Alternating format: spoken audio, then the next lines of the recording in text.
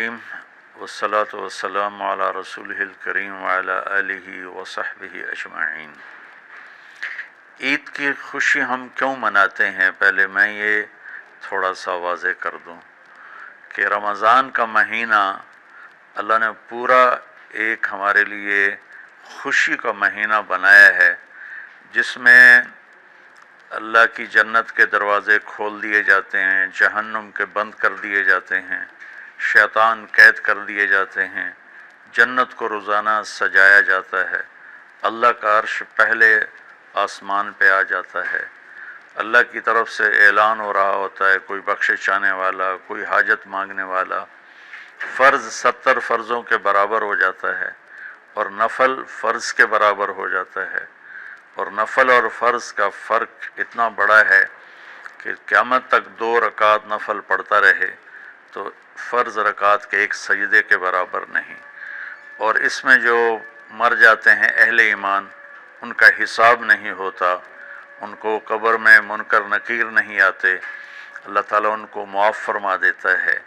اس طرح 29 دن رات یہ سلسلہ چلتا ہے، اور آخری رات پھر اللہ تعالیٰ اعلان فرماتے ہیں کہ میرے بندوں نے رات کو قیام کیا، یعنی تراویح کی نماز پڑھی، دن میں روزہ رکھا، تو میں نے اس پر ان سب کی بخشش فرما دی۔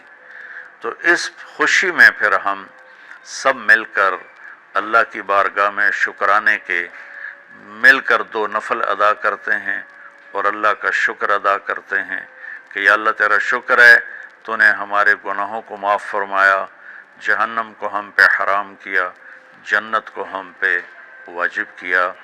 اصل تو عید کی خوشی کی یہ وجہ ہے۔ باقی جو اداسیاں ہیں، ڈپریشنیں ہیں، اس کی وجہ آپس کی محبتوں کا کم ہو جانا ہے، اور دنیا کی ایسی دوڑ جس نے اپنے آپ کو بھی بھلا دیا ہے، اور آپس کی نفرتیں ہیں، اور آپس کے بغض حسد ہیں، ان منفی جذبوں نے ہماری خوشیوں کو دھندلا دیا ہے، ورنہ رمضان کا ہر لمحہ خوشی کے لیے ہے، اور عید اس کی پیک ہے، اور پوری زندگی اللہ راضی ہو رہا ہو تو خوشی ہی خوشی ہے۔ ہمیں اپنے ملک سے، اپنی نسل سے آپس کی نفرتیں، حسد، بغض یہ مٹانے ہوں گے، تب جا کر ہمیں حقیقی خوشیاں حاصل ہوں گی۔ آپ عید کے لیے غسل فرماتے تھے اور اپنے کپڑوں میں سے اچھے کپڑے منتخب فرماتے تھے، اور فجر کی نماز کے بعد آپ اشراق نہیں پڑھتے تھے اس دن۔ باقی آپ کی ساری زندگی کا معمول تھا کہ فجر کے بعد آپ اشراق پڑھتے تھے، لیکن اس دن آپ اشراق نہیں پڑھتے تھے۔ غسل فرما کے پھر کچھ کھا کے، کوئی میٹھی چیز، کھجور ہی عام طور پر ہوتی تھی، کھجور کھا کے پھر آپ عیدگاہ کی طرف تشریف لے جاتے تھے، اور پہلے نماز پڑھاتے تھے، پھر خطبہ ہوتا تھا، اور اس کے بعد جس راستے سے آپ جاتے تھے اس راستے کو چھوڑ کر پھر اور راستے سے گھر واپس آتے تھے، پھر وفود سے ملاقات کرتے تھے، سرداروں سے، صحابہ سے ملاقات کرتے تھے، اس میں کچھ کھانوں کا اہتمام بھی ہوتا تھا۔ اس طرح ایک عام روٹین کی عید ہوتی تھی آپ کی، ملاقاتیں کرنا، کھانوں میں جانا، اور اچھے کپڑے پہننا، سب کو خوشی سے ملنا۔ یہ عید الفطر پر آپ کا یہ معمول تھا۔ اسلام جاوید بھائی 2 چیزوں کا مجموعہ ہے، ایک اللہ کا حق ہے جو عبادات کی شکل میں ہے، اور ایک اللہ کے بندوں کا حق ہے جو اخلاقیات اور معاملات اور معاشرت کی شکل میں ہے۔ یہ دونوں کمپلسری پیپر ہیں، دونوں لازمی پیپر ہیں، ان دونوں میں پاس ہونا ضروری ہے۔ میری نماز اچھی ہے لیکن میری دکان پہ جھوٹ ہے، تو نماز اس جھوٹ کی کمی کو پورا نہیں کر سکے گی۔ میری دکان پہ سچ ہے لیکن میں نماز نہیں پڑھتا، تو میرا یہ سچ بولنا میرے نماز کی کمی کو پورا نہیں کر سکتا۔ اللہ کے نبی نے دنیا سے جاتے ہوئے 2 لفظوں میں سارا دین بتا دیا تھا۔ جب آپ کے جانے کا وقت قریب تھا تو آپ 2 لفظ دہرا رہے تھے، الصلاۃ وما ملکت ایمانکم، میری امت میرے بعد ایک نماز نہ چھوڑنا، اور ایک उम्मत के गरीब मिस्कीन लोगों से, नौकर ग़ुलामों से अच्छा सलूक करना, ये दो अलग अलग डिमांड हैं। जैसे पानी पीने से रोटी की कमी पूरी नहीं हो सकती और रोटी खाने से पानी की कमी पूरी नहीं हो सकती, ये दोनों अलग चीज़ें हैं। अखलाक को इबादत की कमी पुर नहीं कर सकती और इबादत की कमी अखलाक को और अखलाक की कमी को इबादत पूरा नहीं कर सकती। इन दोनों चीज़ों में पास होना ज़रूरी है, तब जाकर एक मोतदिल मुआशरा वजूद में आता है। पूरी उम्मत इस चीज़ का शिकार है, चूँकि जब बददियानती और झूठ और जुल्म आम हो जाता है तो फिर उसमें पूरा मुआशरा ही गुनाहगार और मुजरिम बन जाता है, सिर्फ हुक्मरानों की बात नहीं रहती। ये तो एक सवाल का जवाब मूसा अलैहिस्सलाम को अल्लाह ने दिया कि अल्लाह ताला से उन्होंने पूछा, या अल्लाह जब आप राज़ी होते हैं तो उसकी क्या निशानी है? तो अल्लाह ताला ने फरमाया कि मैं बारिशें मौके पर देता हूँ, हुकूमत समझदारों को देता हूँ, पैसा मैं सखियों को देता हूँ। तो फिर उन्होंने पूछा जब आप नाराज़ होते हैं तो उसकी क्या निशानी है? तो आपने फरमाया, अल्लाह ताला ने फरमाया कि बारिशें बेमौका करता हूँ, हुकूमत नाअहलों को देता हूँ और पैसा मैं बखीलों को देता हूँ।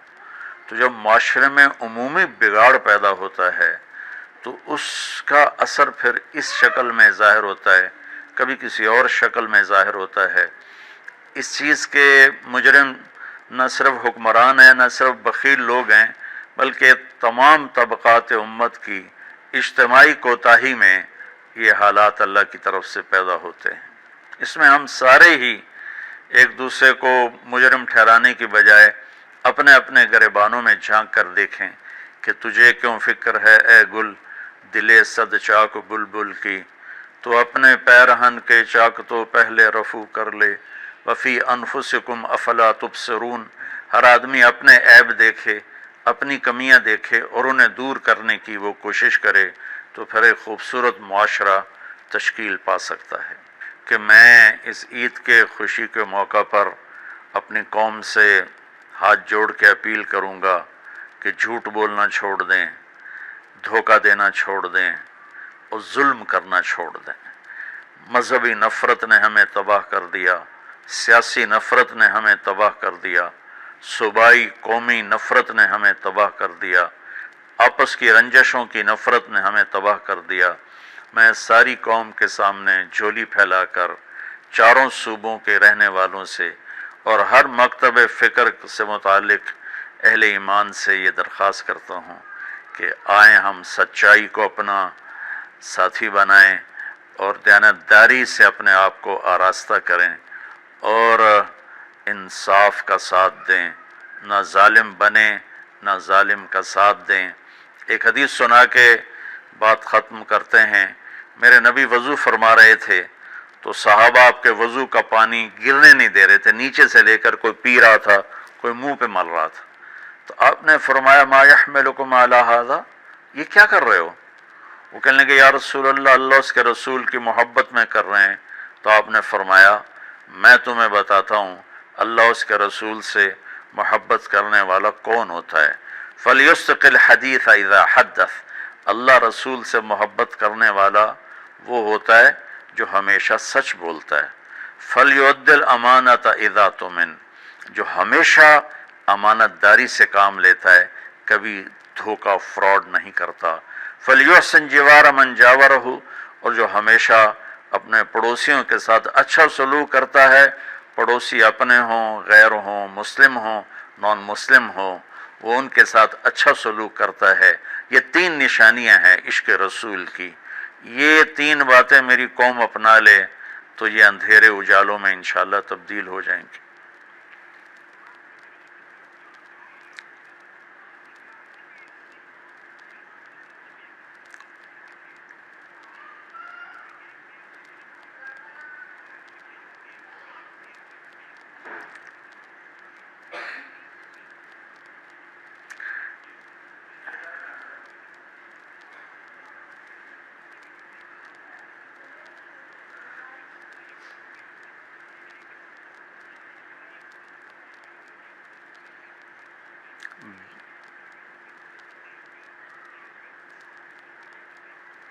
بل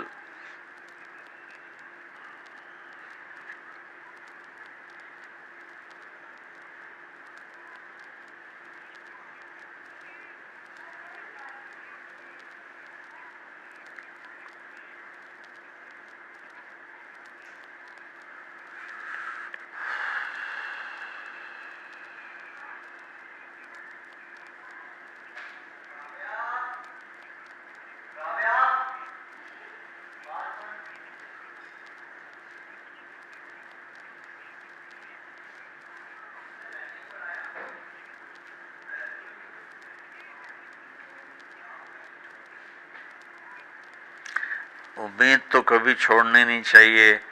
جیسے دیکھیں مریض کے ساتھ ڈاکٹر آخری حد تک جان مارتا ہے، اس کی جان بچانے کی کوشش کرتا ہے، پھر باقی جس کے نصیب میں موت ہوتی ہے وہ مر جاتا ہے، لیکن ڈاکٹر کبھی بھی اس وجہ سے نہیں چھوڑ دیتا کہ یہ مر جائے گا.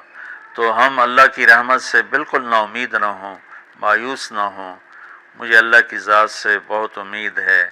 ہمارا جو اس وقت قائد ہے، اسے سیاسی بیان نہ سمجھا جائے اللہ کے واسطے.